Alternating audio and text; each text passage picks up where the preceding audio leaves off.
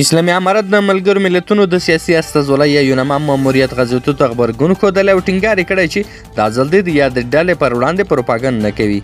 سلام ستړي مه شئ، وخت مو په خیر پام وکړئ. د پښتون نیوز څخه د نن ورځې خبر ته بسم الله الرحمن الرحیم.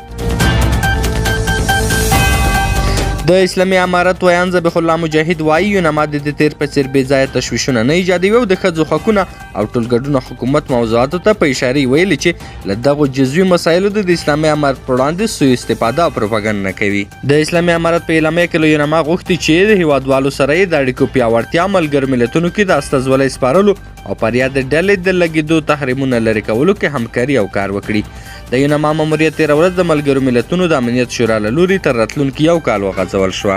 اسلامي امارت له دې وړاندې د یونما ماموریت اغېزناک او بریالی نه وبللی او تازه یې ټینګار کړی چې د یادې ډلې په مثبت تصویر وړاندې کولو سره د معارضو کړیو د لاسه له نه جوړیږي.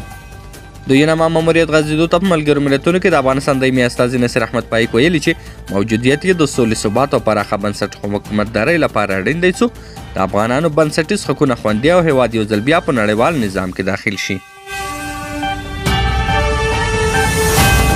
او په یو بل خبر کې باوري چې د امریکا د بهرنیو چارو وزارت ویان ټامي بروس په یو خبري ناسته کې ویلي چې د افغان همکارانو د تخلیې پروګرام د منع کولو هیڅ نوملړ نشته دی. نوموړي د افغان همکارانو د تخلیې پروګرام د ځنډ په اړه ویلي چې د ولسمشر ټرمپ د یو اجرایي فرمان له مخې د لیږد پروسې ارزونه روانه ده ترڅو امریکا ته د داخلېدونکو کسانو هویت، امنیت او اړیکې معلومې شي. بروس د افغانانو لپاره د امریکا د کډوالۍ ځانګړو ویزو یا SIV پروګرام د بندیز امکان هم رد کړی دی. له دې وړاندې رویټرز د سپینې ماڼۍ د څو سرچینو له قوله راپور ورکوي چې ولسمشر ټرمپ غواړي افغانستان په هغه لړۍ کې شامل کړي چې پر وګړو به یې امریکا ته د هر ډول سفر بندیز ولګول شي. د امریکا د بهرنیو چارو وزارت داسې مهال د تخلیې پروګرام د لغوه کېدو امکان رد کړی چې د افغانانو تخلیې پروګرام د همغږۍ دفترونو ته د تړل کېدو امرونه کړي دي.